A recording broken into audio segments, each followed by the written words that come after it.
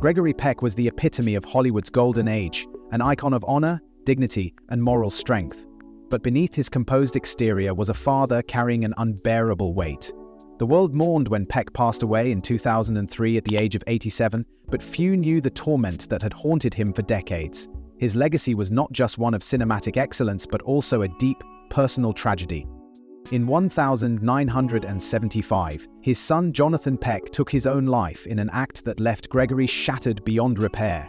How could a man who played the unshakable Atticus Finch be so broken inside? What led Jonathan to such a devastating end? And how did Gregory, a man admired for his strength, cope with losing his child in such a horrific way?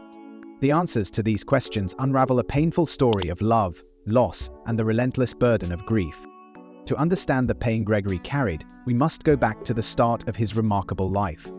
Long before Gregory Peck became a symbol of strength and integrity on the big screen, he was just a young boy trying to find his way in a world that never made things easy for him.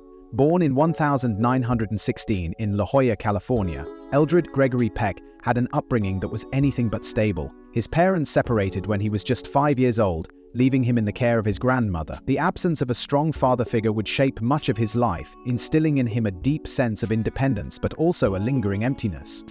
Despite the instability at home, Peck found solace in books and storytelling. He had no plans of becoming an actor, but fate had other ideas. While studying at the University of California, Berkeley, he was drawn into the world of theater almost by accident. Encouraged by a professor who saw potential in his commanding presence and deep voice, Peck took the stage for the first time. Something clicked. Acting gave him a sense of purpose that he had never felt before. Soon, he abandoned his initial plans of becoming a doctor and headed to New York to study under the legendary Sanford Meisner, refining the skills that would later define his career. Hollywood was quick to take notice. Peck's towering frame, rich voice, and undeniable charisma made him an instant standout. In 1944, he landed his breakthrough role in The Keys of the Kingdom, which earned him his first Academy Award nomination. It was a rare achievement for a newcomer, but it was just the beginning. Over the next decade, he dominated the silver screen with unforgettable performances in Spellbound, The Yearling, and Gentleman's Agreement, solidifying his status as one of the most sought-after actors of his generation.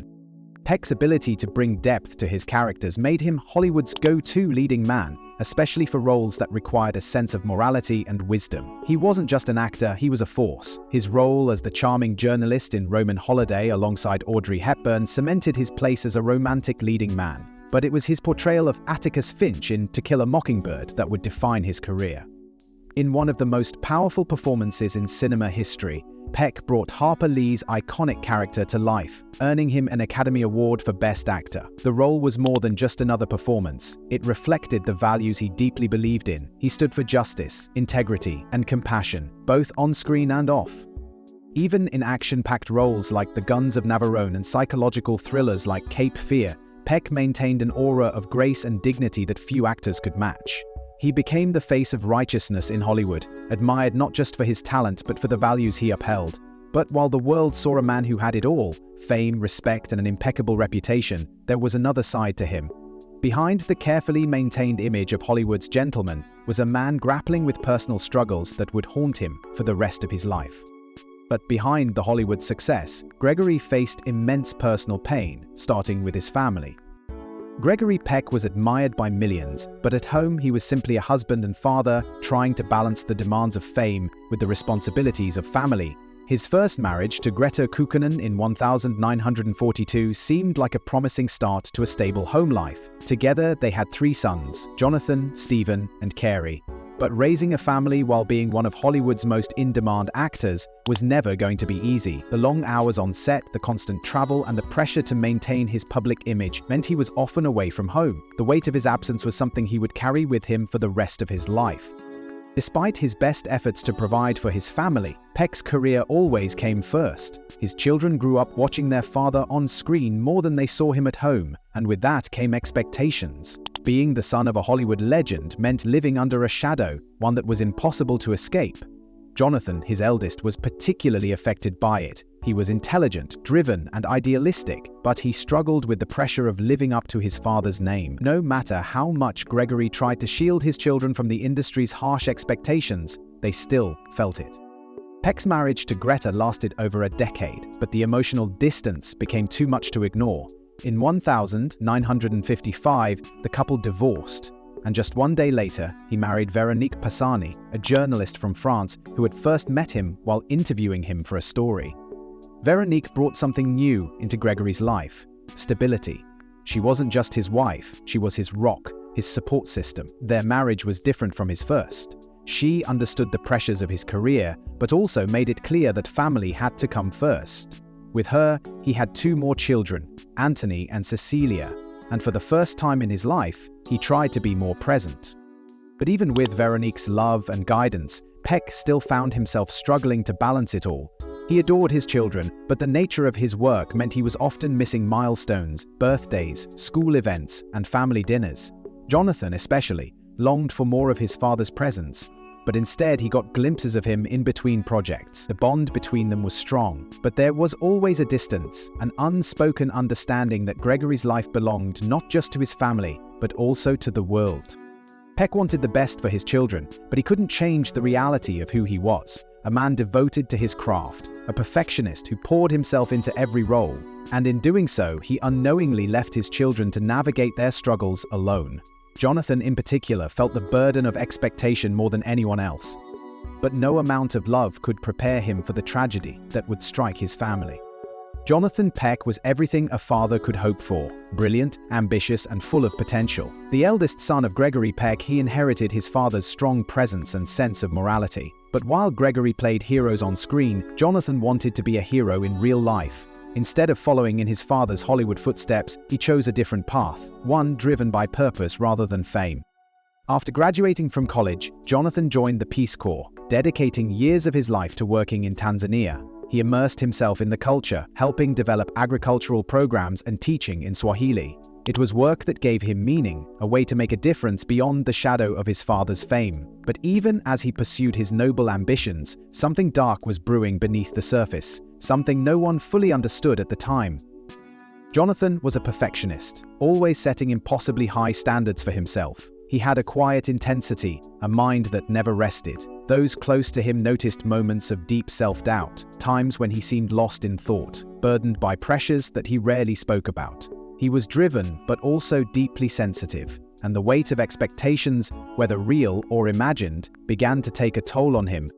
Returning to the US, Jonathan started working in media, first at a Los Angeles radio station, then at a Santa Maria television station. On the outside, it seemed like he was building a promising career, but inside, he was struggling. Friends and colleagues recalled that he could be deeply self-critical, haunted by an inner turmoil he never fully shared. Then came the day that would change everything. In 1975, Jonathan called his boss, eager about a new assignment. He sounded enthusiastic, as if he was looking forward to what was next, but just hours later, he took his own life. At just 31 years old, the son of one of Hollywood's greatest legends was gone. No note, no explanation, just an irreversible act that left everyone who knew him in shock. For Gregory Peck, the news was a devastation beyond words. The grief was unbearable, a pain that no amount of time or success could ever heal. He withdrew from acting for 2 years, unable to find the strength to face the world. The man who had played heroes, who had inspired millions with his portrayals of strength and virtue, was left broken. Jonathan's death was not just a loss, it was a wound that never truly closed. Gregory carried that pain for the rest of his life. He would later speak of his son in interviews, his voice filled with sorrow, still searching for answers he would never find. The tragedy of Jonathan Peck was more than just a personal loss. It was the moment that shattered Gregory's world forever. Gregory's life would never be the same after losing Jonathan, but he wasn't the only son who struggled. Tony Peck grew up under the weight of his father's name. Being the son of a Hollywood legend was not just a privilege, it was a burden. The world expected greatness, but all Tony felt was pressure. His father was a symbol of integrity and wisdom, a man who seemed untouchable in his moral convictions. But Tony was different. He was lost, struggling to find his place in a world where he was always seen as Gregory Peck's son rather than his own man. Unlike his older brother Jonathan, Tony stayed close to the entertainment industry. He dabbled in acting, appearing in films and television, but his career never reached the heights of his father's. Deep down, he knew it never could. Living in Gregory Peck's shadow was suffocating. and instead of striving to meet expectations, Tony began to self-destruct.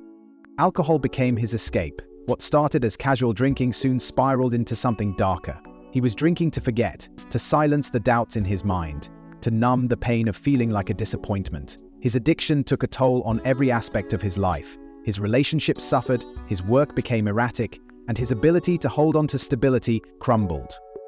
Even his marriage to supermodel Cheryl Tiegs, one of the most glamorous women of the era, wasn't enough to keep him grounded. Their love story seemed like a Hollywood fantasy, but behind closed doors, Tony was spiraling. He was drowning in his addiction, and no amount of love could pull him out of it. His drinking caused fights and emotional distance, and eventually, the inevitable happened. The marriage ended in divorce, and Tony was left alone, forced to face the consequences of his self-destruction. But there was something that always haunted him, Jonathan. He had seen what unchecked pain and depression had done to his brother. He had witnessed the devastation it left behind, and in the darkest moments of his life, he feared he might follow the same path. But unlike Jonathan, Tony had a choice. His divorce was the breaking point. Losing his wife forced him to confront the reality of his situation. He didn't want to end up another tragedy in the Peck family. He didn't want to put his father through that pain again. So, he made the hardest decision of his life. He chose to change.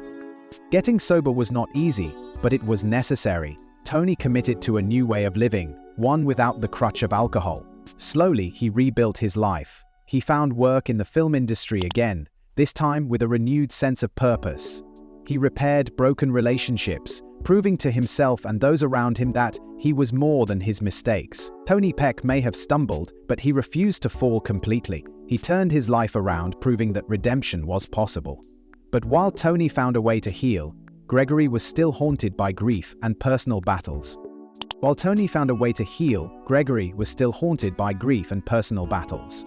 Gregory Peck had spent a lifetime portraying men of unshakable moral strength, but in reality he was a man burdened by loss. The death of his son Jonathan in 1975 left a wound so deep that it never fully healed. For years, Gregory carried himself with grace and dignity in the public eye, but privately, he was a father drowning in grief. The man who had once been Hollywood's pillar of strength had become a shadow of himself. Jonathan's death changed everything. Gregory withdrew from Hollywood, stepping away from the industry that had once defined him. For 2 years, he refused to take on any new film roles. The excitement he once felt for his craft was gone. Acting, which had been his passion, now felt empty. How could he continue playing larger-than-life heroes when he had failed to save the one person who needed him the most? His faith, which had been a guiding force throughout his life, also became a source of conflict. As a Roman Catholic, Gregory had always found comfort in his beliefs. But after Jonathan's death, he struggled with questions that had no answers. Why had this happened? Where was God in the midst of his suffering? The Catholic Church's stance on suicide only deepened his torment. How could he reconcile his faith with the unbearable loss of his son? He continued to call himself a believer, but his relationship with religion would never be the same. When Gregory finally returned to acting, his choice of roles reflected the depth of his sorrow. He gravitated toward characters who carried emotional burdens, men who wrestled with morality and grief. Films like The Boys from Brazil and The Scarlet and the Black allowed him to channel his inner turmoil into performances that felt raw and deeply personal. Even in The Omen, a film about a father struggling with the terrifying fate of his son, there were echoes of his pain. Through it all, Veronique remained by his side. She had seen him at his highest and now stood by him at his lowest. Unlike his first marriage, where distance had been a defining factor, Veronique was present in every sense of the word. She became his anchor, the one person who could pull him back from the darkness. She encouraged him to focus on humanitarian work, urging him to use his influence for something greater than himself. Together, they championed social causes, fought for civil rights, and supported charities. But no matter how much good he did, the pain of losing Jonathan never truly left him. There were moments when he would speak about his son in interviews and his voice would waver. Decades later, the grief still fresh in his heart. Gregory Peck was a man who had given the world so much, but in the end, the one thing he wanted most, to save his son, had been beyond his reach. And yet, even in his pain, he continued to push forward, determined to leave a legacy that went beyond Hollywood. Despite his pain, Gregory continued to leave an impact on the world.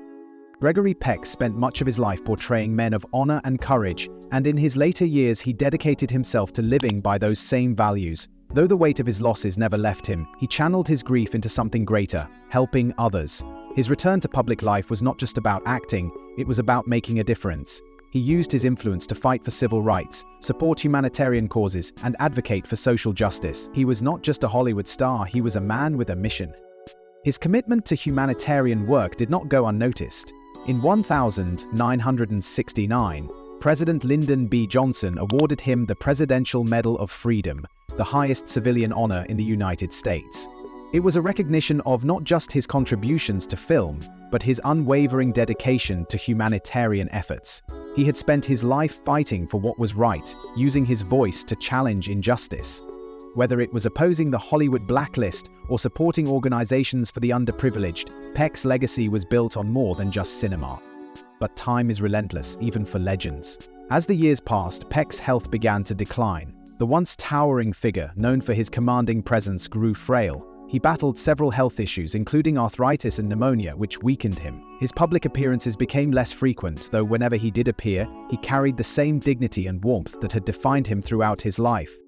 On June 12, 2003, Gregory Peck passed away in his sleep at the age of 87. His beloved wife Veronique was by his side in their Los Angeles home. It was a peaceful departure, far from the tragedies he had endured in life. But even though his passing was quiet, the world's response was anything but.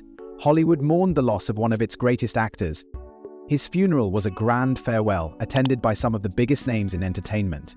Harrison Ford, Michael York, Tony Danza, and Harry Belafonte were among those who came to pay their respects. But perhaps the most emotional moment of the service was the eulogy delivered by his longtime friend and fellow actor, Brock Peters. Decades earlier, Peters had played Tom Robinson in To Kill a Mockingbird, the man whom Peck's Atticus Finch had defended so fiercely. Now he stood before the gathered mourners, honoring the man who had fought for justice both on and off.